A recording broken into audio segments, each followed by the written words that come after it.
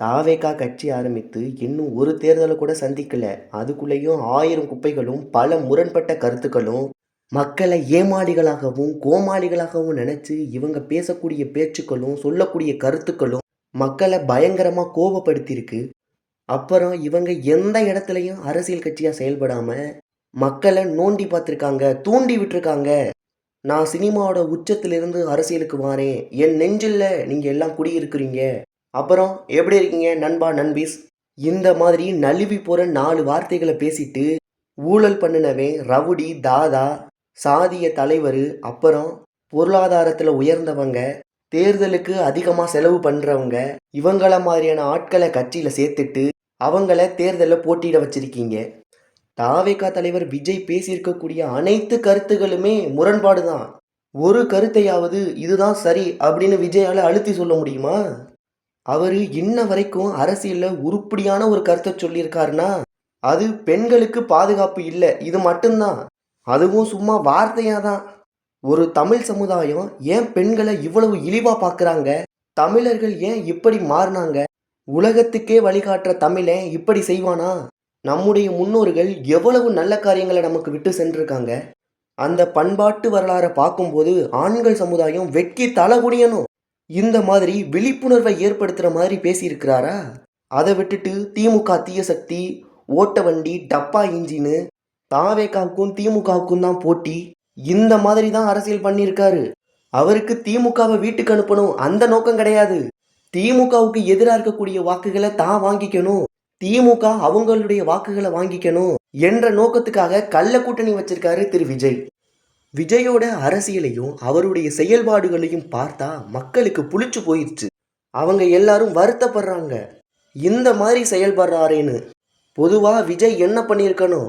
நான் புதுசாக வாரேன் அப்படின்னு மக்களுக்கு ஆர்வத்தை ஊட்டியிருக்கணும். தனித்து நின்று விஜய் எவ்வளவு வாக்குகள் வாங்குவார் என்ற எதிர்பார்ப்பை கூட்டியிருக்கணும். அதை விட்டுட்டு சம்பந்தமில்லாத அரசியலை செஞ்சுட்டு மக்களுடைய எதிர்ப்பை சம்பாதித்து வைத்திருக்கார் திரு விஜய். இதுக்கு மேலே நீங்கள் எவ்வளவு வாக்குகள் வாங்கினா என்ன? மக்களுடைய எதிர்ப்பை சம்பாரிச்சுட்டு நீங்கள் வாங்குற ஒவ்வொரு வாக்குகளுமே கெட்டு போன, அழுகி போன வாக்குகளாக தான் இருக்கும்.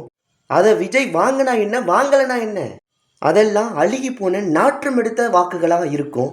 அவங்கள பக்கத்திலே சேர்க்க முடியாது. அந்த வாக்குகள் எல்லாம் விஜய் குப்பையில தான் கொண்டு போய் கொட்டணும்.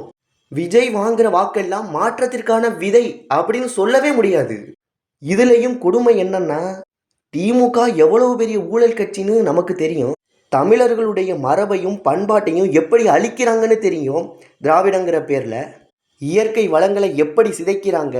பெரும்பான்மையான இயற்கை வளங்கள் காணாமல் போயிருச்சு. அப்படிப்பட்ட அரசியல் கட்சிகளே விஜயோட வருகையினால நாங்கள் ஒன்றும் சினிமாவில் 200 கோடி சம்பளம் வாங்கிட்டு வரல, விஜய் மாதிரி இன்கம் டேக்ஸ் கட்டாமல் இல்லை, கட்டுக்கடங்காத சுய ஒழுக்கம் இல்லாத கூட்டத்தை நாங்கள் ஒன்றும் உருவாக்கலை, 41 பேர் செத்ததுக்கு மன்னிப்பு கேட்க மனதில்லாத மனுஷனா நாங்கள் இல்லை போன்ற விஜயினுடைய பல குறைபாடுகள்னால அவங்க எல்லாரும் தப்பிச்சுக்கிறாங்க. இதில் என்ன ஹைலைட்னா, பிஜேபி காரங்க சொல்கிறாங்க விஜயை விட நாங்கள் ஒன்றும் மக்களுக்கு பெரிய துரோகம்லாம் செய்யலை, அவரை போல முன்னுக்கு பின்னான முரணான கருத்துக்களை நாங்கள் ஒன்றும் சொல்லலை, ஆட்சிக்கு வந்ததுக்கு பிறகு பல தவறுகள் நடந்திருக்கு, ஆனால் ஆட்சிக்கு வர்றதுக்கு முன்னாடியெல்லாம் நாங்கள் ஒழுங்காக தான் இருந்தோம், நேர்மையாக இருந்தோன்னு தங்களை நியாயப்படுத்திக்கிறாங்க. அந்த அளவுக்கு தான் தாவேகாவுடைய அரசியல் இருக்குது.